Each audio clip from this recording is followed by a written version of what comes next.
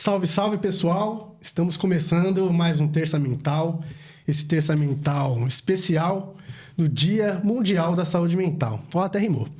Gente, a gente vai falar de um tema extremamente importante, saúde mental e economia. Tem a ver? Quando a gente fala de saúde mental e fala de desigualdade social, a gente consegue fazer esse link? Eu acho que é imprescindível. Justiça social e saúde mental caminham lado a lado. E a gente vai falar disso aqui no Terça Mental. A gente vai falar também dessa dependência mobile que teve um boom, principalmente depois da pandemia. Essa dependência de celular, essa dependência mobile, trouxe outra dependência e outro agravo de saúde mental, que são os jogos de azar, os jogos das bets, dos cassinos online. Para responder algumas perguntas como a gente vai cuidar dessas demandas, dessas dependências, desses agravos de saúde mental, como os serviços públicos estão se preparando para essas novas pandemias, eu trouxe aqui o Rômulo Fernandes, nosso deputado estadual, autor da lei da dependência de jogos, e o psicólogo Ed Otsuka, falei certo, né, Ed? Que é fundador da ONG Sã Consciência. E ele organiza simplesmente o maior evento da saúde mental da América Latina, que é a nossa querida Copa da Inclusão, que eu já vou há muitos anos. Gente, muito obrigado por vocês estarem aqui. É uma honra, um privilégio, por Terça Mental, receber vocês. Obrigado, Thiago. Obrigado, Ed. Foi um prazer enorme conhecer, né? Interessante. O Thiago faz um trabalho excepcional aqui na cidade de Mauá e no Brasil, né? Já passou, saiu do quadrado da cidade de Mauá. É um prazer a gente estar aqui conversando, batendo um papo, que eu acho que a gente precisa falar com as pessoas sobre o que está acontecendo. Obrigado. Eu agradeço o convite, Thiago. É uma honra. Queria te parabenizar por essa luta tão importante, né? E por esse espaço aqui de locução que a gente precisa para discutir questões que muitas vezes a gente não encontra espaço. É uma honra estar com o deputado Rômulo aqui para a gente poder discutir. Espero poder contribuir. Gente, obrigado. Eu já vou começar, eu acho que é extremamente importante, porque, como eu disse na introdução, né? A gente vem dessa dependência do celular, a gente vem dessas dependências que essa dependência traz, até, como a gente falou agora, de questões de crime, que envolve os celulares. Mas a gente trouxe um dado importante, que é as bets, né? Ou essa dependência, esse agravo pelos jogos, né? E o deputado Rômulo Fernandes trouxe essa preocupação e criou uma lei. Então, acho que para a gente começar, como que você teve essa inspiração, deputado? Porque mexer nesse vespeiro, né? Falar das bets é ter coragem, né? É algo extremamente importante que hoje está movimentando o Brasil, sobretudo até no esporte, né? Então, como foi essa sua inspiração para essa lei? Na verdade, eu sempre falo que a lei ela não pode surgir da sua cabeça, ela tem que surgir de uma demanda, de uma preocupação que a sociedade, de uma certa forma, ela apresenta para você e você começa a estudar. Eu confesso, Thiago, e todo mundo está nos ouvindo aqui, cada vez que eu me aprofundo um pouco mais nesse tema, eu fico muito mais assustado, muito mais assustado. Ontem, só para vocês terem uma ideia, eu estive na PAI conversando um pouco sobre isso, eles abriram um espaço lá para a gente conversar, porque a gente não tem muita dimensão desse problema. O que aconteceu? Como é que isso chegou para a gente? A gente começa a conversar com as pessoas porque eu tenho o hábito de conversar com as pessoas e tentar entender o que aflige ela. Se é um asfalto, se é a saúde pública, se é o transporte público. E de um ano para cá, eu comecei a perceber muito relato de famílias dizendo o seguinte: eu estou com um problema na família, que tem gente dependente, tem gente vendendo a casa, o meu filho, o agiota, veio aqui me perguntar, eu não consigo mais conversar com o meu filho, e aí, sucessivamente. Aí você começa a investigar, e você começa a conversar, eu comecei a perceber que essas coisas das bets. Isso, para mim, no começo, eu não tinha dimensão, e a partir do momento que você começa a estudar um pouco esse tema, você fala, opa, tem um problema grave aqui, tem um problema grave. Isso tem me assustado demais, Thiago, demais. Imagina. Porque aquilo que você falou, só para você ter uma ideia, o Brasil é o terceiro mercado mundial com relação a isso. Há uma estimativa do Banco Central que as bets movimentaram, em um ano, nós estamos falando de 2024, de 60 a 100 bilhões. Nossa. É 1% do PIB, Thiago.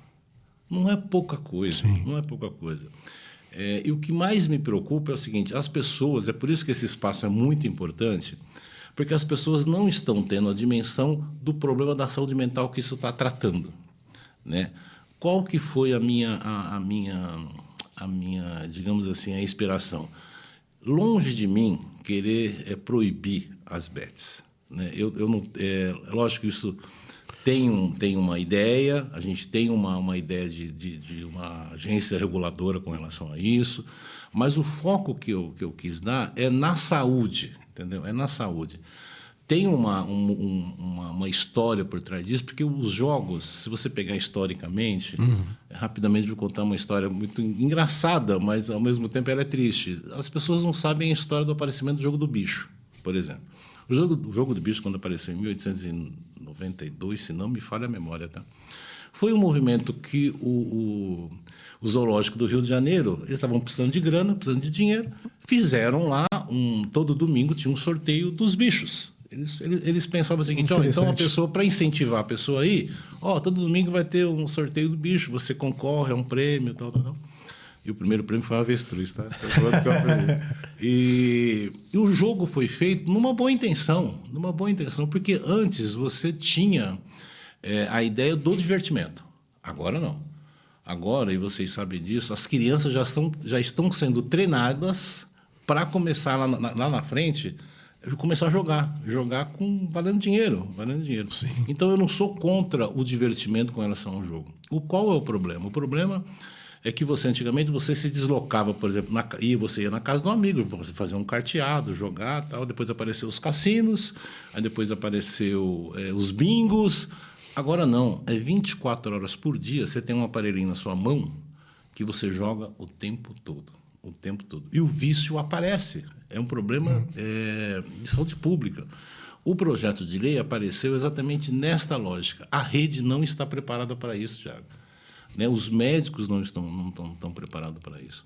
Então, por isso foi o que me motivou. E no decorrer da conversa, a gente vai falar um pouco a ideia que a gente teve. E o bacana é que foi um projeto aprovado por unanimidade na Assembleia Legislativa. Isso é raro acontecer, é muito difícil acontecer.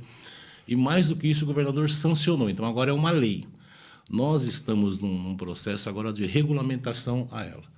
Eu fui conhecer o Hospital das Clínicas, que é o maior, né? É o doutor... Daqui a pouco me vem na cabeça. Hermano, né? Hermano. É a maior referência, ele trabalha com isso há 30 anos, tem me ajudado demais, tem dado luz a essa discussão. Para a gente é fundamental estabelecer critérios, estabelecer formas, para as pessoas terem acesso a esse tratamento, porque é um vício que ninguém fala. Já temos aqui jogadores anônimos, né? Em Mauá, inclusive, tem um grupo muito grande. Olha só. Tem um grupo muito grande e está se espalhando. Então, a ideia do projeto é exatamente isso. Primeiro, discutir com as pessoas, porque eu faço um pedido para todo mundo que vai nos assistir, está nos assistindo, começa a conversar para você ver com o seu vizinho, com o seu amigo, com o seu parente. Você vai achar alguém. Perfeito. Você vai achar alguém. E a ideia é dar luz para essa discussão. Eu acho fundamental, como você bem disse, né? A questão dos jogos, ele é cultural, é natural, né? Toda festa tem um bingo, mas isso, quando se perde o caráter, né? da brincadeira, ou até do ganho, e se torna algo que, como a gente diz na saúde mental, né? Os prejuízos sociais, então tem um sinal de alerta. O Ed, vou até pingar a bola para você, Ed, porque o Ed é especialista em saúde pública, né? Saúde mental, tem anos, né, de experiência. Eu fico até feliz de estar conversando com ele novamente, depois de anos, né, a gente ter trabalhado junto. E eu queria saber, Ed, assim, para você, como que você vê a RAPS, como você vê a estrutura da saúde mental para esses novos enfrentamentos de agravo, né? Porque a gente, em tese, a gente é preparado para as dependências, as dependências químicas, os agravos cronificados, enfim, as demandas que a gente vê cotidianamente, historicamente, né? Que perpassa. Mas a saúde mental, ela é evolutiva, né? E tem essas questões, igual o BETS. Há 10 anos atrás, eu talvez não imaginaria que as pessoas poderiam procurar um serviço que estão, né, na dependência, no sofrimento por BETS, assim. Então, o que você acha disso, assim, com a sua experiência? Então, Tiagão, como o deputado falou, acho que a gente precisa ver isso de forma mais ampla e profunda, né? A gente está falando de um sofrimento decorrente do uso dessas ferramentas exploratórias e tal. A gente tem que pensar no sofrimento anterior também, né? Assim como com a questão de álcool e outras drogas. A gente fala do sofrimento decorrente do uso de álcool e outras drogas, a gente também tem que falar sobre o sofrimento que leva ao uso abusivo de álcool e outras drogas, né? Então, a gente tem que ir atrás e compreender os determinantes sociais, né? O que levam as pessoas a fazer uso e a buscarem esse tipo de, alguma forma, de lazer, né? A gente sabe que a gente vem perdendo uma dimensão, assim como a gente tem a dimensão laboral, enfim, a gente tem a dimensão lúdica também. O ser humano tem a dimensão lúdica e precisa do lazer. Acontece que a gente tem pouquíssimas políticas públicas de lazer, né? Então, acaba, como em todo o sistema capitalista, tendo uma grande abertura para a exploração das pessoas que mais estão fragilizadas a esse tipo de exploração e de investimento, né? Agora, a gente também tem que pensar como que a gente faz essa pós-venção, né? A questão das bets, a gente tem discutido bastante, acaba sendo uma questão importante na sociedade, é que tem que ser tratada como um uso abusivo, como de álcool e outras drogas, que também produz sofrimento. Então, há uma discussão já que essas questões devem ser trabalhadas nos serviços CAPS-AD, por exemplo. Porque é uma questão que deve se trabalhar como algo que traz um uso problemático e que produz sofrimento. Então, assim como a questão do tabaco, enfim, também deve ser trabalhada e as equipes serem qualificadas e a produção de saberes, de conhecimentos, de novos discursos precisam ser desenvolvidos, né? Então, é uma questão muito atual, né? Contemporânea, porque diz respeito a todo o arranjo social que a gente tem, de como essas pessoas estão vulneráveis a esse tipo de empreitada. Então, a gente precisa entender singularmente e os produtores sociais que incidem sobre tantas pessoas, mas compreender de que forma que essas pessoas acabam sendo facilmente absorvidas por esse mercado tão grande, né? Nossa, eu te ouvindo, Ed, eu fiquei pensando em várias situações, assim, né? E eu acho extremamente importante o que você trouxe com relação a pensar no sujeito antes, né, da dependência, né, do sofrimento, o que leva ele a tal.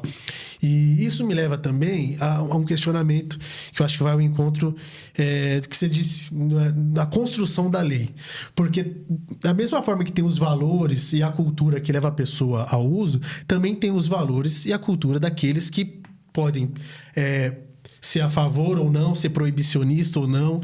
E aí eu fiquei com um ponto de interrogação. Como, para você, foi construir essa lei justamente para a oposição? Porque tem isso, assim, né? Tem esse... tem uns que são proibicionistas, não, tem que proibir. Outros que não, mas não mexe com as bets, porque a gente não sabe. Então, como foi construir com a oposição, principalmente? A regulamentação dos jogos, ela se deu no governo Temer, em 2018. Então, é um fato. Primeira coisa que a gente... a lei está aí, elas estão regulamentadas, né? Muitos problemas. Mas o que gerou uma certa unanimidade lá? Quando você vê essas propagandas, eu sou palmeirense, estou feliz aqui, vou provocar o meu amigo aqui para o pessoal. Mas teve... Precisava. A gente está aqui de palmeirense, São Paulo, corintiano, a gente está torcida aqui. Só para dar uma tá... relaxada aqui. Mas tem uma... Eu fico danado da vida, o Thiago, porque quando você vai ver um jogo, eu estou prestando muita atenção nisso, você só vê propaganda das bets. É o tempo todo. Você é massacrado com aquilo ali. E tem uma frase que me chamou muita atenção e me chama muita atenção, que é a frase seguinte: jogue com responsabilidade. Já viu? Depois que passa a propaganda, coloca assim: jogue com responsabilidade. Tem uma armadilha muito grande nessa frase. Ela coloca na pessoa a responsabilidade, né, toda dela, de jogar. Verdade. A responsabilidade é de todo mundo. Perfeito. É de todo mundo. Não pode ser simplesmente a pessoa que está jogando. A responsabilidade também são das bets que está causando problema de saúde pública. Tem propagandas de jogadores de futebol que colocam como se as bets fossem esporte. Que coisa maluca. Não é esporte, entendeu? Não é esporte. Que coloca as bets enquanto uma possibilidade de você ter um ganho de vida. Não é isso. Sim. A construção da unanimidade foi explicar para todo mundo ali, falou, gente, olha, nós estamos com um problema. Quando a gente fala pandemia, talvez o termo não é muito correto, porque a pandemia ela é contagiosa, né? Mas, de uma certa forma, contagia, porque contagia toda a família. Sim. Quando eu comecei a apresentar, a ter essa ideia desse projeto, eu comecei a conversar com todos os pares ali, não só da bancada de oposição, que somos nós do PT, mas as outras bancadas. E comecei a explicar para eles o que estava acontecendo e coloquei os números. Coloquei números do seguinte, olha, o número de suicídio triplicou por conta disso, por conta das bets. Há estudo científico, não é da minha cabeça, que diz que o número de suicídio aumentou. Tem estudo científico dizendo que os profissionais da área não é que estão sem saber o que fazer, mas é um vício diferenciado, um tratamento diferenciado. Então, foi isso que levou a unanimidade lá para a gente conversar sobre esse tema. Eu queria muito, eu tenho esse sonho de um dia eu vou... porque começou a aparecer, inclusive, os times de futebol querem conversar um pouco com a gente, porque tem uma responsabilidade social que eles têm que ter também. Perfeito. É 1% só desses jogos. O ano passado foram 17 bilhões de lucro. 17 bilhões. Para onde vai esse dinheiro para a saúde pública? É 1% só. Está errado. Esses caras têm que ser responsabilizados. Eu costumo lembrar, eu tenho 63 anos, das propagandas de cigarro. As pessoas que estão nos ouvindo agora podem lembrar. As propagandas de cigarro antigamente eram como se aquilo ali fosse uma coisa legal. Você quer ser uma pessoa sociável? Fume tal cigarro. Se você quiser ser beba tal bebida.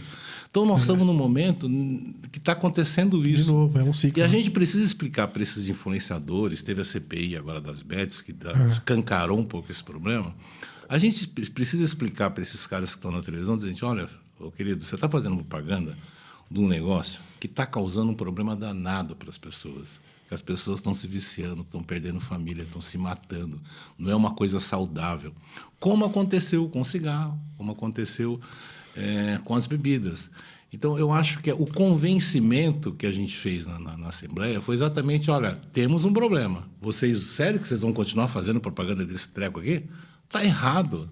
Então, o que a gente tem que sensibilizar as pessoas, e esse é um espaço democrático, um espaço que a gente tem que conversar sobre isso, porque, de fato, é uma pandemia nova, né? Uma pandemia nova. Por isso que teve essa aprovação por unanimidade. Como é que alguém vai votar contra o negócio desse? Longe de mim, o que eu acho que nós precisamos fazer, depois do momento eu vou falar certo, é colocar alguns gatilhos, colocar uma agência reguladora dessas bets. Tem uma série de coisas que você pode fazer financeiramente, juridicamente, que é um outro momento. Mas a minha preocupação agora é dar a possibilidade para essas pessoas terem acesso à rede de tratamento. Esse, para mim, é a pegada.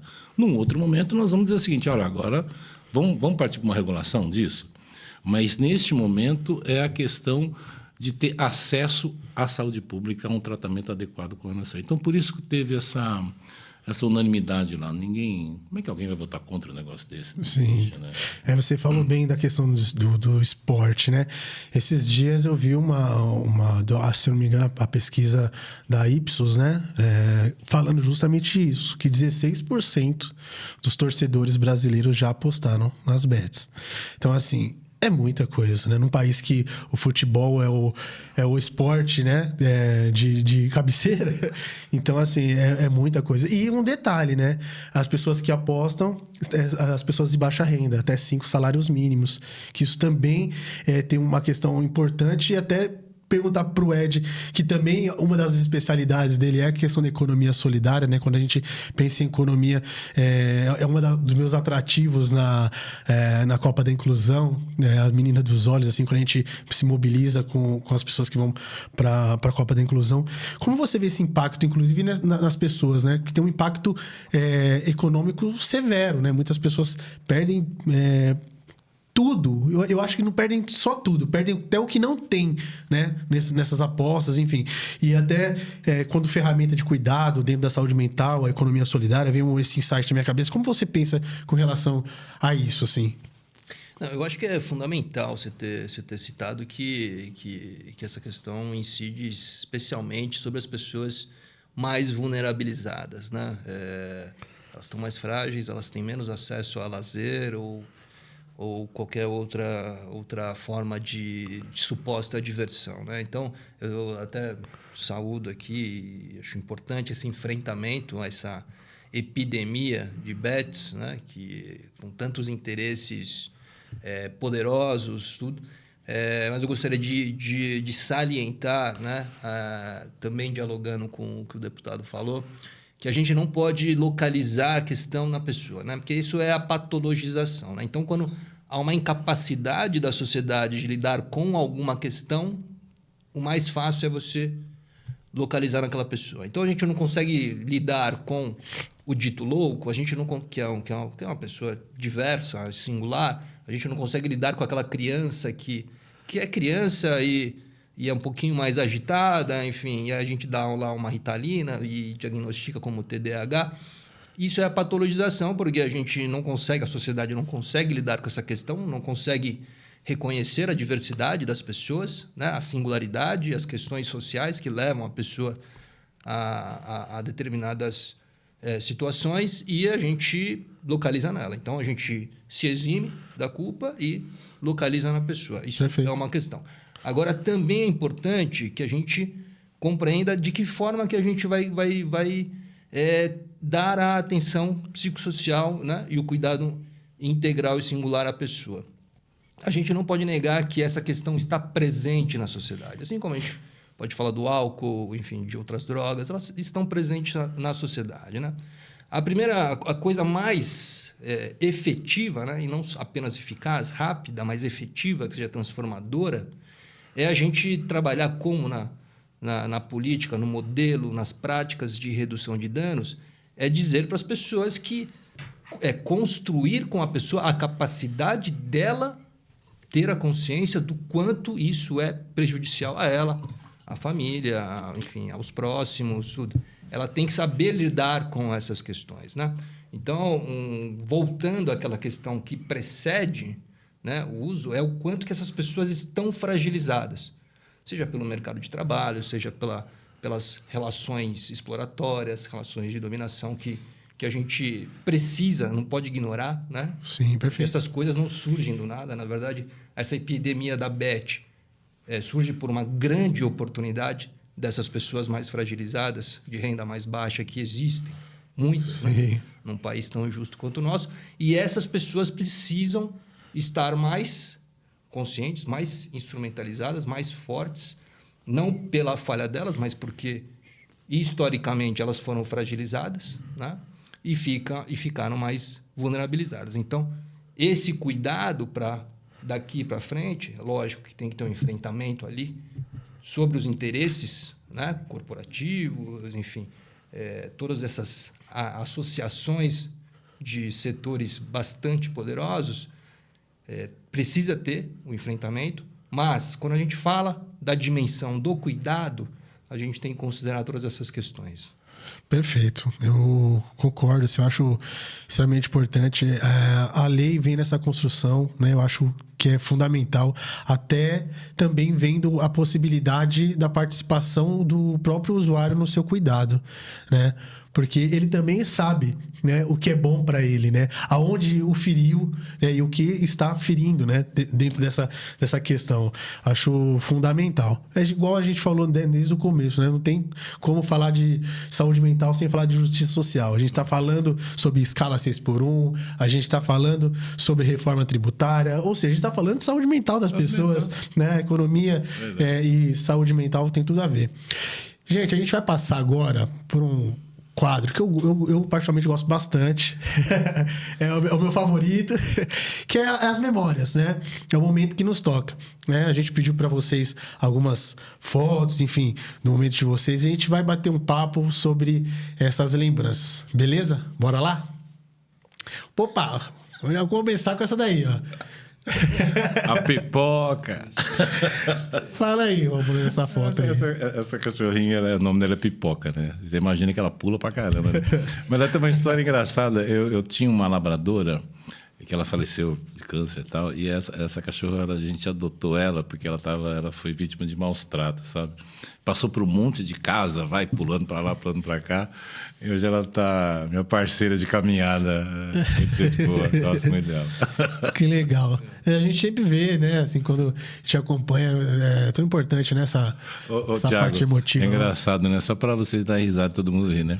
Às vezes a gente posta coisas assim de... sei lá, alguma reunião que a gente foi, algum debate, alguma plenária e tal.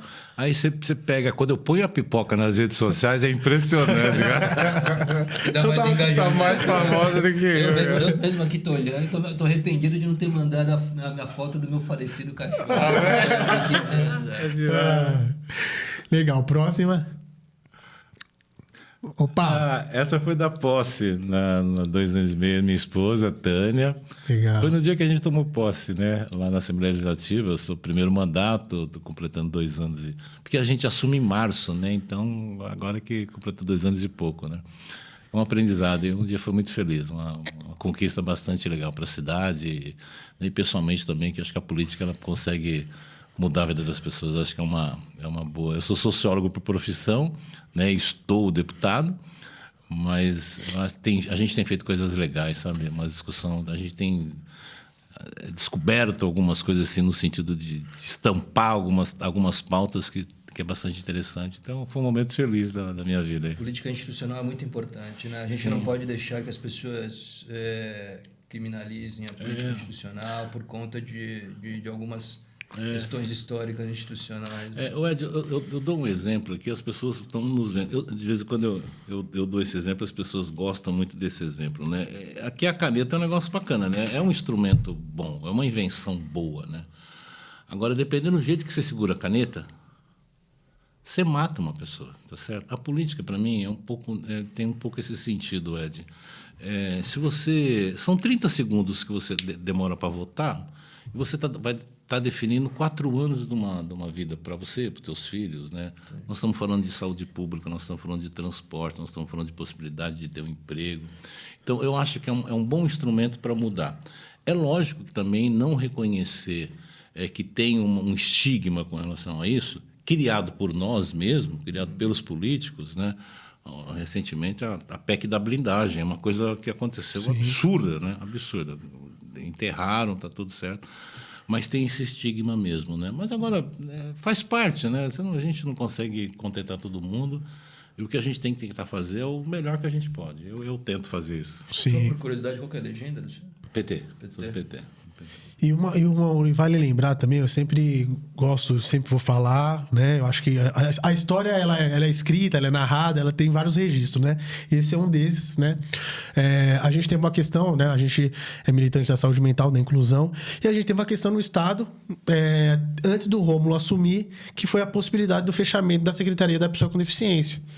Então, a gente mobilizou alguns parlamentares, o Rômulo nem tinha assumido ainda e puxou essa pauta lá para a gente não perder a Secretaria da Pessoa com Deficiência e se tornar uma coordenadoria na Justiça, acho que a Secretaria de Justiça, algo assim. Então, é mais uma vitória antes mesmo de ter assumido, né? Que eu sempre faço questão de lembrar, porque é extremamente importante que a gente, enquanto mobilização popular, a gente pressiona, mas também precisamos da instituição para validar, né, esses anseios. Eu acho que é extremamente importante. E é pro 2º, 3º escalão ali. Sim. Legal. Vamos lá na próxima? Eita! Marcelo tá gordinho, hein? Dá uma emagrecida. Tá emagrecido. É o prefeito de Mauá. Eu fui vereador com o Marcelo, né? Eu fui vereador 2 vezes, fui secretário de uma série de pastas e tal. E como eu moro aqui em Mauá, eu tenho um carinho danado por esse camarada aí, que é meu irmão, meu parceiro, e tem feito uma gestão muito bacana, né? Eu devo, no bom sentido aqui, a minha carreira política, essa parceria da gente tentar mandar recursos para a cidade de Mauá, foram mais de quase 23, 26 milhões para várias áreas. Então, ele tem feito um trabalho muito legal e eu tenho muita gratidão por ele e ele tem o meu apoio. A gente tem tentado reconstruir essa cidade que passou por maus bocados aqui, mas é um parceiro, meu irmão. Sim. Também já até aproveitando a bola pingando, a Secretaria da Pessoa com Deficiência, que foi uma outra luta que a gente travou, né, muito tempo, foi instituída esse ano. Né? Então, assim, tem que lembrar também, porque uma cidade com 1,5 milhão de habitantes não tinha uma Secretaria da Pessoa com Deficiência. A gente está falando de aproximadamente 30 mil pessoas com deficiência, enfim. Então, em várias áreas com necessidade, principalmente a educação, saúde, que a gente, né, tem esse debate muito, muito aguerrido aqui na cidade. Então, assim, né, a gente precisa também fazer esse lembrete extremamente importante. E vamos para a próxima? Opa! Oswaldinho. Ô, Ed, não sei se você conhece esse senhor aí, chama Oswaldo Dias. Ele foi prefeito por 3 gestões aqui. Você conheceu? Em Mauá, eu sempre falo que ele tem São 2 momentos históricos aqui na cidade de Mauá. Eu falo isso com muita tranquilidade. Antes do Oswaldo e depois do Oswaldo. O Oswaldo, não era a questão das obras, que ele fez muita coisa, o teatro, o shopping, possibilitou a vinda do shopping, né, a integração de ônibus. Mas, mais do que as obras que ele fez, ele conseguiu elevar o patamar da autoestima da população. De dizer o seguinte, eu sou mauense, a cidade está melhorando. Então, para mim, foi a grande vitória do Oswaldo, foi exatamente nesse sentido. Mais do que as obras, dizer o seguinte, a gente tem uma cidade. Para quem é mais antigo aqui, o centro da cidade de Mauá era uma coisa terrível. Você não tinha no centro, né, Tiago? Você não tinha uma referência. A cidade está ali no centro. O que eu mais me admiro nele foi a coragem que ele teve de enfrentar esse debate, sabe? De dizer o seguinte, olha, você tem que ter orgulho de morar aqui na cidade. Só que para você ter orgulho, a gente teve que mudar a cidade. E ele fez isso com muita maestria. Eu tenho um carinho muito especial. Eu fui líder do governo do Oswaldo, do 3º mandato dele, por 4 anos, né? Era uma pessoa que via além do seu tempo. Era uma coisa muito... E pouca gente tem essa possibilidade, sabe? O Marcelo tem um pouco isso também, de ver além do seu tempo, de construção de uma cidade para o futuro. E ele foi o nosso professor. Eu vou até, mais uma vez, aproveitar a bola pingando, e agora tem a ver com a gente, assim. Eu estou fazendo uma pesquisa, né, com relação à saúde mental de Mauá, que vai se tornar um documentário, tenho fé, que fala do fechamento de São Marcos, do nosso Capiburgo, né? Que a gente conhece como Capiburgo. E aí, nessas lidas, descubro que quem foi o parlamentar que puxou o fechamento do Capiburgo? Professor Oswaldo Dias. Eu não fazia ideia, de fato, né? Entrou em contato com o Santos, teve uma denúncia, na verdade, né? De um desaparecimento. Do Davi Capistrano, que na época provavelmente que é uma referência. Sim.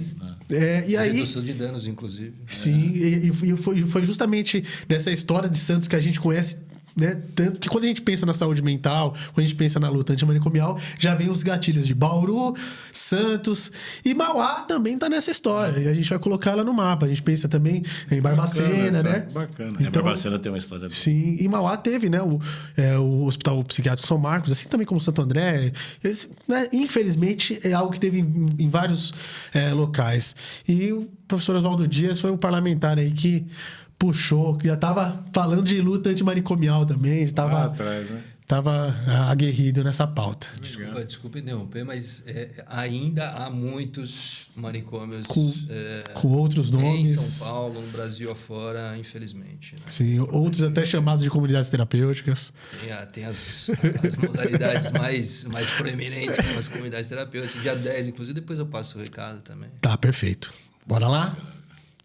Opa! Essa é dele. Essa daí é a Copa da Inclusão, né? Um evento que está completando 24 anos esse ano. E é um espaço de acesso de lazer, arte, esporte, cultura, de economia solidária. A gente reúne gente reúne deputado mais de 100 serviços públicos de saúde mental da região do ABC, de todas as regiões da capital, Rota dos Bandeirantes, Alto Tietê, enfim. Então, é um espaço ali que as pessoas realmente acabam tendo acesso. Deveria ser por via do Estado, mas a gente ali como aliado é basicamente um espaço de produção de vida. Hoje em dia acaba tendo mais importância porque a gente vê que os serviços têm tido um retrocesso em relação às práticas que estão cada vez mais ambulatoriais, né? Estão para dentro do serviço. Então, as relações são centradas na doença. E essa iniciativa de 24 anos, assim como outras, a gente tem Coral Cênico é bom citar, né? Coral Cênico dos Cantantes, tem Loucos pela X, da escola da X9 Paulistana, tem outras iniciativas da sociedade civil que resgatam a relação horizontal e centrada na vida, né? E eu tenho a felicidade de dizer que Mauá sempre participa há muitos anos e a gente consegue estabelecer outro tipo de relação ali na produção de vida. Desde 1947 que a saúde já é definida pela OMS como não mais como ausência de doença, né? É uma coisa muito mais complexa do que apenas a ausência de doença, e isso é a concretização da reforma psiquiátrica sanitária que é também construída ali, precedida pela reforma sanitária do Davi Capistrano, do Sérgio Arouca, enfim, então, e que dá origem ao SUS. Então, a gente continua ali na luta. Vocês fazem todo ano? Todo ano. Todo ano? Todo Bacana. ano. Todo ano a gente faz 6 encontros. A gente está fazendo já há bastante tempo no Sesc Itaquera, porque é o único espaço que comporta a quantidade de pessoas. A gente, por data, a gente reúne cerca de 2.000 pessoas. Enfim, então, é bem importante ali. Espaço de vida. O Ed está sendo bem modesto. Porque esse evento, ele é gigante, ele é lindo. Eu vou falar então da minha forma apaixonada, tá? Eu falo isso porque, assim, eu sempre... Tô há 13 anos na saúde mental, eu sempre fui com os usuários lá. E, assim, talvez... eu acho que de longe, assim, é o espaço mais democrático que eu já vi, já presenciei com relação ao protagonismo do usuário. Ele participa de tudo, desde as reuniões preliminares para decidir como vai ser a Copa, desde a construção da Copa, desde a Copa. E o pós-Copa. É incrível, é lindo, assim. Então, parabéns, Ed, parabéns por conduzir tão bem, né, junto com os demais participantes da Ação Consciência, de todo esse processo horizontal que é a saúde mental, que eu fico, né, até sem jeito de falar, porque é incrível. Parabéns. Eu agradeço, Tiagão. Você faz parte disso e obrigado por ter lembrado. Todo o processo é feito no coletivo, a gente faz reuniões o ano todo para construir. São 6 datas durante o ano, né, de execução mesmo, mas assim, a construção é durante o ano todo com todo mundo. Assim. Que legal. Agradeço, Tiagão. Parabéns. Próxima. Opa. Então, aí eu destaquei aqui mais por conta... Tá cortado aqui uma pessoa que é o Paulo Amarante, né? O Paulo Amarante, tem a Sandria Alencar, a Maria Inês Assunção Fernandes, a Iane Scarcelli. E tô eu lá sendo inquirido na minha defesa de doutorado, mas eu trouxe essa imagem porque é muito simbólica de referências nacionais e mundiais, na verdade, né? Da saúde mental, da reforma psiquiátrica, da luta antimanicomial, assim que... Olha, há quantos anos nós estamos falando? Só por curiosidade, para para quem está nos ouvindo. Se eu me lembro, cerca de 10 anos. Faz tanto tempo, mas aproximadamente 10 anos. E foi Não tem jeito de ficar calmo nesse momento, não, viu? Sabe que foi um pouco heterodoxa essa defesa, porque assim, a gente também transita e frequenta os mesmos espaços E a gente teve ali uma cachaçinha e um vinhozinho para amolecer a banca, na verdade. Muito bom. Mas foi um momento gostoso, foi um momento de confraternização também e de discussão. Fui bastante questionado, enfim, a gente pôde discutir com profundidade, assim, apesar de sermos todos amigos ali. Mas foi um dia importante. Nessa hora, amigo peronomútil, né? Mas foi para trazer o emblema aí dessas pessoas que precisam ser lembradas também, que fizeram parte da minha formação ético-política, assim, de forma contundente. Perfeito. Numa história que os professores são tão violados, né? A gente fala tanto, né, da parte educacional que tanto luta, né? A gente relembrar nossos mestres, pessoas que passaram na nossa formação é fundamental. Eu vou só fazer um detalhe um pouco triste, na verdade, né? Que eu preciso fazer esse detalhe porque aí é no Instituto de Psicologia da USP e ontem teve uma manifestação da Federação Brasileira de Comunidades Terapêuticas ali a USP sediou, né? De forma lamentável um encontro de comunidades terapêuticas, né? Então vale aí a ressalva, tem ali o Departamento de Psicologia Social e do Trabalho que é mais combativa e crítica em relação a essas iniciativas tão perversas às políticas públicas e especialmente às pessoas, né? Sim, a gente vive num cabo de guerra, né? A gente avança um pouco, perde um pouco, ainda mais esse tema, né? As comunidades avançam ao mesmo tempo que a gente consegue também avançar em alguns momentos com a RAPS. É difícil, né, Ed?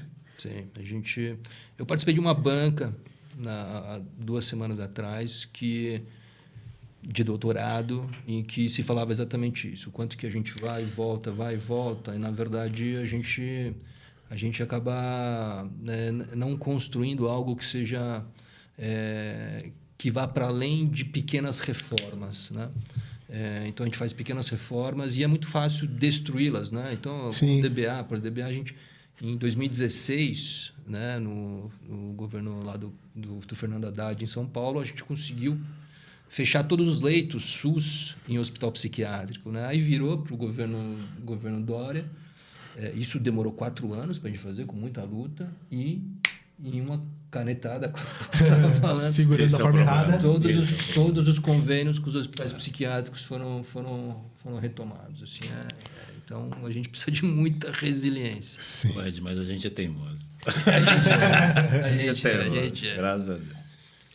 Bora para a próxima? Essa daí é uma imagem, né, do encontro de Bauru. Na verdade, foi uma comemoração de 30 anos. O encontro de Bauru original aconteceu em 87, fruto de uma contestação do Movimento de Trabalhadores de Saúde Mental, o MTSM. E ali foi um momento histórico em que foi estabelecido o movimento de luta antimanicomial. E o 18 de maio, Dia Nacional da Luta Antimanicomial, então, assim, foi um encontro nacional, né, em 87. 87 também, ano do que aconteceu a intervenção no Hospital Anchieta, lá em Santos. Sim. E aí surgiu o NAPS, lá de Santos. Em 87 também foi implantado o primeiro CAPS do Brasil, né, o CAPS Itapeva, o professor Sequeira Rocha.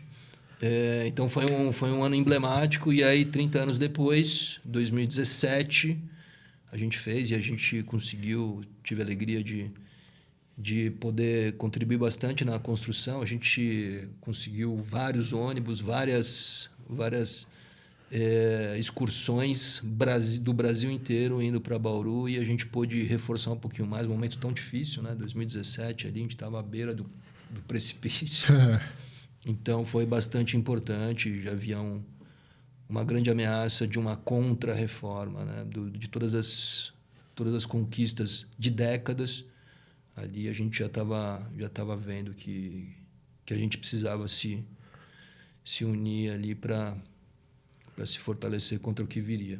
E que veio, né? Próxima. Opa! Isso aqui tem muito a ver contigo também, né? Então, Sim. assim, esses 2 momentos eu tava conselheiro na gestão do Conselho Regional de Psicologia e coordenador do Núcleo de Saúde.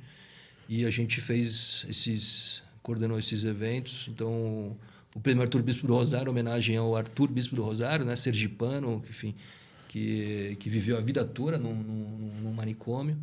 E tem obras de artes dele que, pelos museus mundo afora, ele é cultuado nos museus do mundo inteiro, com os mantos dele, isso tudo, né, trabalhando com coisas que ele pegava no chão, fazia com panos, enfim. Então, ele é um grande símbolo, né, tanto da incompreensão, da singularidade das pessoas, né, e ele, tão violentado pela sociedade e pelo Estado, conseguiu, e hoje ele é super cultuado, na verdade.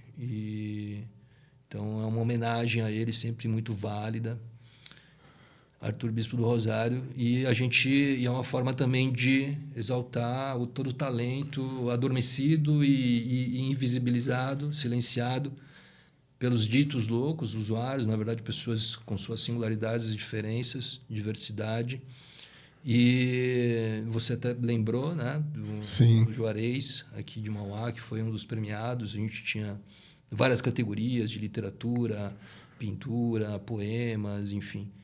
E foi um grande orgulho para mim, pessoalmente, e foi uma grande afirmação da luta antimanicomial. Alguns anos atrás, acho que há 3 anos atrás, acho que 3 ou 4 anos atrás, a gente fez uma exposição das obras dos usuários de saúde mental da cidade, né? E tinha o quadro do Juarez, que foi premiado no Arthur Bispo do Rosário, tanto na Pinacoteca aqui da cidade, quanto na Câmara Municipal, né? E o pessoal teve esse contato direto com as obras, enfim. Eu fico muito feliz. Eu rodei os serviços aqui do Grande ABC, eu acho que há 8 anos atrás, falando sobre o Arthur Bispo do Rosário, que muitas pessoas não conheciam, né? Sim. E aí eu fiz esse trabalho de educação social, falando do Arthur e do prêmio. Para mim foi, acho que, um dos melhores momentos, assim. É singular, impressionante. Não, enfim, tem um filme interessante que foi lançado e vai ser relançado, chama O Senhor do Labirinto, que é a história do bispo. Como é que é o nome? Só para eu ter o nome. O Senhor do Labirinto. O Senhor do Labirinto. É muito bom, vai ser relançado. E a gente tem que lembrar, né, porque esse prêmio a gente fez uma exposição no metrô da Sé. A gente fez uma exposição com as obras vencedoras, tudo porque a gente não pode esquecer que a reforma psiquiátrica brasileira, né, que é baseada na psiquiatria democrática italiana, ela tem como base, e a gente esquece, que é a dimensão sociocultural, que é não apenas que as pessoas tenham o cuidado ali para que elas se adequem a viver em sociedade, a se reinserir socialmente, mas é que a sociedade aprenda, tenha a maior capacidade de lidar com as pessoas, com as diferenças, né? Então, por isso que a gente investe na RAPS, na Rede de Atenção Psicossocial, em serviços de base territorial e comunitária, né? Então, o CAPS está ali no território, porque o território precisa aprender a lidar com aquela pessoa que historicamente foi violentada, vista como desviante, né? Muitas vezes voltando à questão do capitalismo porque não era produtiva. Então, como as pessoas em situação de rua, enfim, que não são produtivas, e é caro você cuidar, né? Então, é mais barato você segregá-las e, se possível, exterminá-las, que é o que está acontecendo, né? No Brasil afora, especialmente nos governos conservadores reacionários, né? Então, é sempre importante a gente dizer que a gente precisa trabalhar a sociedade, né? E não achar que, novamente, localizar nas pessoas o problema, né? O problema é como que a gente consegue lidar com essas pessoas diferentes, como nós somos. Perfeito. E isso é como estamos, né? Como se apresentamos. Perfeito. Eu queria voltar agora, que a gente acabou as nossas memórias. Não falei que é um quadro legal? Falei. Legal, né? É bom. Eu queria voltar, Rômulo, para entender agora e os próximos passos. A lei, ela tá aí, é uma realidade, foi sancionada. Agora essa parte de regulação. Qual o momento que nós estamos vivendo agora? Só para ser um pouco didático. Então, a lei ela tem três bases, digamos assim. Primeiro, direito ao acesso ao tratamento na rede. Essa é uma coisa que o Estado vai ter que ter a obrigação, e tem obrigação, nós somos defensores do SUS aqui, ter acesso ao tratamento. Capacitação de profissional e depois a questão da informação, da publicidade, de campanhas. Então, esses são os 3 tripés. Qual o momento que nós estamos vivendo da regulamentação desta lei? Aí, por isso, a gente fez um seminário, recentemente você esteve lá. A gente deve estar indo para Brasília, porque nesse seminário o governo federal também participou, né? Foram vários entes, Ministério Público, Defensoria Pública, tem uma série de atores nessa. O que a gente está tentando fazer agora é participar dessa regulamentação. Porque a regulamentação, juridicamente, ela tem que ser feita pelo Estado, pela Secretaria de Saúde, tá certo? Certo. Agora, não dá para ser só ela, entendeu? O que a gente quer tentar fazer uma intervenção, e a gente já teve uma reunião não com Eleusas, mas com a diretora, que eu vou recordar o nome, se daqui a pouco vier o nome eu lembro, é para dizer o seguinte: você tem que colocar os atores envolvidos. E aqui no estado de São Paulo, o maior ator que discute isso com uma certa... Tecnicamente, eu não sou médico, né, mas tecnicamente é o Hospital das Clínicas. A gente fez visitas lá, eles têm gente capacitada e tal. O que a gente quer é que a gente tenha a possibilidade de, na regulamentação da lei, os atores estejam envolvidos, que isso seja uma coisa mais correta. Então, esse é o momento que a gente está fazendo pressão para poder regulamentar de uma forma mais adequada possível. Porque, no fundo, as pessoas sabem que a gente começa a tratar um pouco desse assunto. O que ela pergunta para mim? Tá, eu tenho um problema, que eu faço o quê? No fundo é isso, né? Sim. No fundo é isso. O que eu tenho feito de imediato é colocar esses grupos de jogadores anônimos. A gente, né, tem algumas referências, procura tal fulano, procura tal pessoa, porque ninguém vem e fala isso, fala baixinho no meu ouvido, né? Ontem, eu falei que eu estive na PAI ontem, conversando um pouco sobre esse tema. Eu não vou falar o nome do comerciante, um comerciante muito famoso aqui na cidade de Mauá. E depois que eu apresentei o projeto, ele ficou super feliz. Ele chegou do final da reunião e falou: Romulo, o meu funcionário perdeu 2 casas. E começou a contar isso. 2 casas, né? Ele falou assim: eu não sei o que eu faço. O que eu falei? Tem essas pessoas, esses grupos, que é o que eu consigo fazer de imediato, né? Agora, tem que ser na saúde pública, tem que ser geral para todo mundo. Então, na regulamentação, e a gente deve estar indo para Brasília logo, se der tudo certo, para a gente participar desse debate. Como é que a gente vai fazer? Porque, além da questão da saúde, eu acho que um outro momento que nós temos que fazer, e eu tenho insistido muito nisso, é na agência reguladora das bets. Não dá para você ter um negócio desse tamanho, que movimenta 100 bilhões, e você não tem um regramento. Não tem o regramento da publicidade, não tem o regramento, por exemplo, da pessoa que vai jogar, ela cadastrar o CPF dela, porque o que o Ed falou é verdade, as pessoas estão recebendo o benefício do Bolsa Família e estão gastando dinheiro nisso. Então, estabelecer gatilhos para que isso não aconteça. Se a pessoa é beneficiária do Bolsa Família, no sistema você consegue dar um corte. Entendeu? Então, eu acho que são várias coisas que nós temos que fazer, né, na parte econômica de regulação, e outra coisa na parte da saúde pública, que é o que a gente está tentando. Então, este momento, nós estamos forçando a porta, empurrando a porta para a gente participar da regulamentação disso. Essa é a ideia. Que legal, importantíssimo, né? Até porque foi o que a gente viu falando, né? Esses números que já são alarmantes, e a tendência, se não tiver um estudo, se não tiver implementação de cuidado, é piorar, né? Que a publicidade está aí. Esses dias eu vi, e eu não tinha me atentado, de fato. Eu vi jovens na publicidade das bets. Eu vi no site, assim, e era muito jovens, assim. Eu acho que até a aparência de 17, de 18 anos. Acho que o mais velho na propaganda tinha uns 20. Aí eu falei, nossa, que coisa, assim, né? Não, você começa a ver... eu confesso que eu fico muito assustado com relação a isso.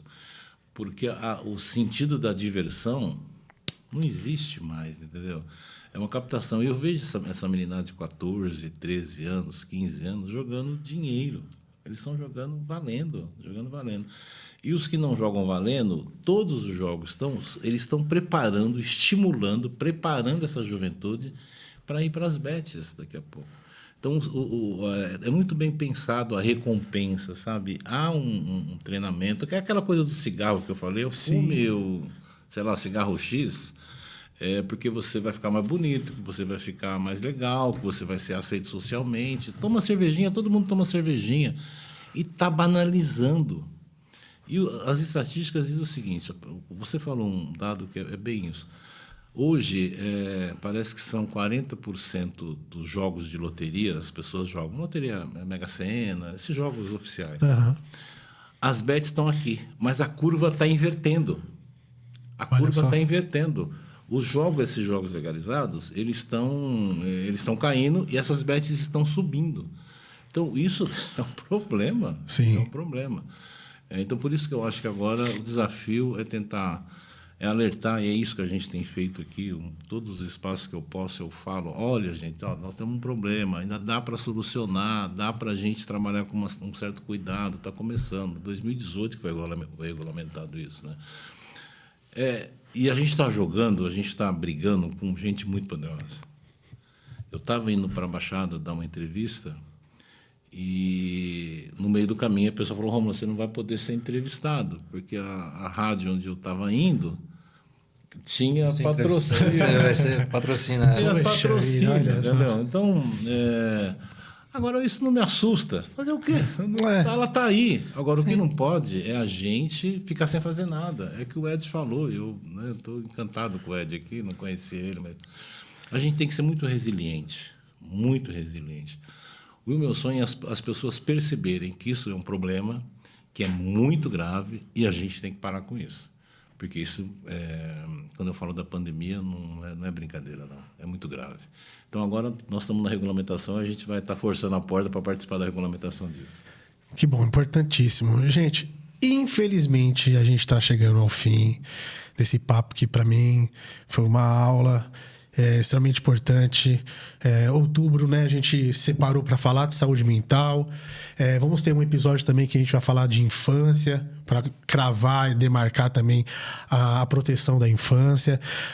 Mas como eu sempre faço aqui no final do Terça Mental, né, os deuses dos podcasts e das entrevistas, a Bujanra, a Oprah, vou fazer um pinga-fogo com vocês aqui, fazer uma pergunta para cada e depois a gente vai para as considerações finais.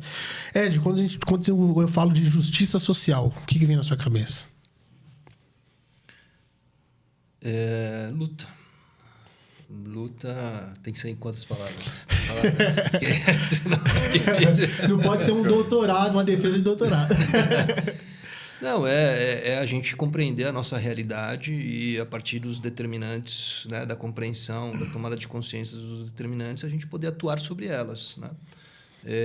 E é algo que tem que mover as nossas vidas, né? Em busca de justiça social, para a gente poder estabelecer relações comunitárias e uma sociedade mais justa e igualitária. Perfeito. Rômulo, quando eu falo para você, Rômulo, deputado estadual, o que vem na sua cabeça? Eu sou um funcionário público. Eu acho que o perigo da política é exatamente você achar que você é mais daquilo que você é, entendeu? Eu sou um funcionário público, eu sou de formação, eu sou sociólogo por formação, minha profissão social. Eu estou deputado, estou presidente do PT, mas para mim é uma função pública. É aquela coisa da caneta que a gente fala, sabe? E a política tem essa armadilha. Se você perde a função, por que você foi eleito, para que você foi eleito e para quem você vai legislar, você cai nessa armadilha. Então, eu tenho a minha origem, né? Meu pai foi feirante, minha mãe foi vereadora em 1982, sempre no PT, de luta, né? Eu sei onde eu estou, eu sei quem eu defendo. Então, para mim, eu estou deputado, não me brilha os olhos, mas me coloco uma responsabilidade grande. Eu tento fazer o meu melhor, de verdade. Eu me esforço pra caramba para isso. Ed, suas considerações finais. Bom, Tiagão, obrigado pelo espaço, pela conversa. Obrigado por aprender aqui com o deputado Rômulo. Que bom, né, que você construiu esse espaço. Assim, é uma alegria te ver de novo, né? A gente Eu também. sei da sua ética de trabalho, da sua competência. A gente conseguiu construir bastante aqui quando a gente trabalhou junto e a gente continua na mesma luta, né? Você falou da justiça social, da defesa dos direitos humanos, enfim, a gente tá nessa luta de forma intransigente. A única ideologia para mim, a defesa dos direitos humanos, isso é inegociável, né? E queria deixar um recado aqui, né? Como é um podcast alusivo ao 10 de outubro, Dia Mundial da Saúde Mental pela OMS. Também ressaltar aqui, o dia 18 de maio é o Dia Nacional da Luta Antimanicomial, que Perfeito. é o dia que mais representa as conquistas e a luta contra os retrocessos e ataques que, infelizmente, recorrentemente a gente tem sofrido. No dia 10, falando nisso, né, no dia 10 de outubro, agora, sexta-feira, a gente vai ter uma campanha nacional contra as comunidades terapêuticas. Aqui em São Paulo, a gente vai ter um ato, né? A gente vai fazer um ato híbrido, né, com presencial no primeiro CAPS do Brasil, CAPS Itaquera. Itapeva. Que legal. Eu confundi com o Sesc Itaquera. Mas o CAPS Itaquera também é bem importante. Mas no CAPS Itapeva e também em modelo virtual. E aqui em São Paulo a gente tem duas pautas muito importantes, né, que são dois projetos de leis, 468 e 469, que a gente protocolou na Semana da Luta Antimanicomial, em maio. Né? Uma diz respeito ao veto ao financiamento de instituições asilares de privação de liberdade, incluindo as comunidades terapêuticas, que é o modelo mais proeminente dos manicômios, mas, além disso, ressaltando a existência, inclusive com convênios do município do estado de São Paulo, com hospitais psiquiátricos, ou seja, os manicômios, né? É importante dizer que é diferente dos hospitais gerais, são os manicômios. E o outro PL diz respeito ao financiamento, à obrigatoriedade do estado de São Paulo, que jamais, né, a gente, infelizmente, tem uma sequência que a gente não consegue romper de gestões conservadoras, reacionárias, e o governo do estado jamais investiu um centavo na rede de atenção psicossocial antimanicomial. Então, a política do governo do estado é de financiar hospital psiquiátrico, comunidade terapêutica, enfim. Não é a lógica do cuidado, é a lógica da segregação, é a lógica da discriminação. Então, a gente quer, né, isso foi protocolado, a gente quer fortalecer esse projeto de lei. A gente sabe que a gente tem uma Alesp bastante conservadora, mas a gente precisa lutar, fazer campanha para que essas leis, né, sejam aprovadas e que minimamente o Estado cumpra o seu papel de promover o bem-estar, a proteção social dos seus cidadãos. Recado dado. Rômulo? Não, primeiro agradecer, Thiago, de verdade. Primeiro agradecer. A gente está conversando, eu tive o prazer danado, Ed, de verdade, conhecido você. Nesses momentos, sabe que eu acho que vale a pena? Eu acho que o mundo está passando por uma situação tão difícil, tão complicada. E quando você vê 3 pessoas aqui, não só nós, mas tem muita gente no mundo, ainda bem que o mundo tem mais gente boa, porque senão seria uma barbárie, né?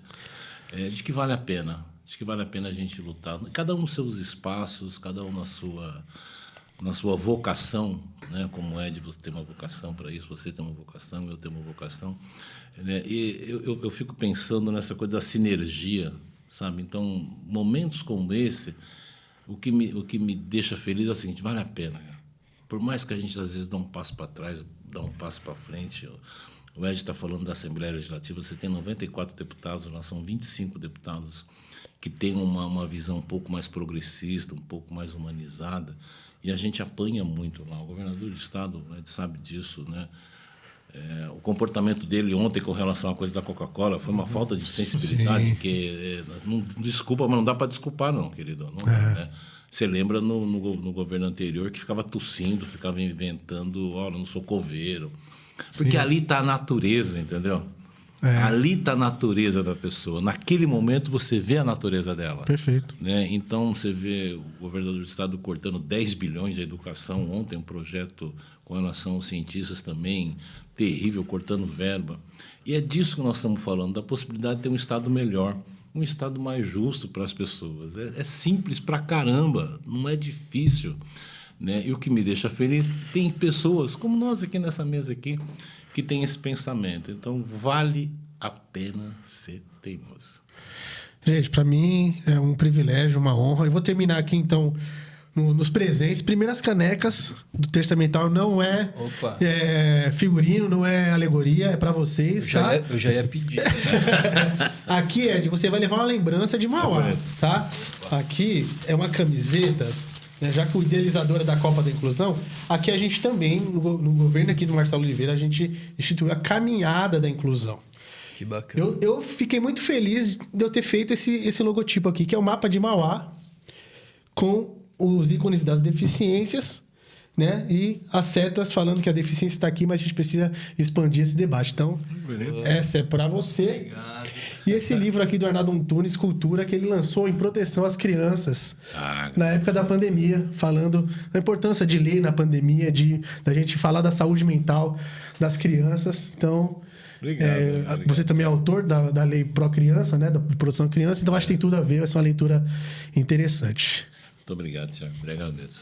Gente, a gente está finalizando aqui o Terça Mental. Espero que vocês tenham gostado. Compartilha, marca aqui nos comentários quem você quer que assista. É isso. Esse programa é antiproibicionista, antimanicomial, anticapacitista. Tamo junto. Até a próxima. Podia dar qualquer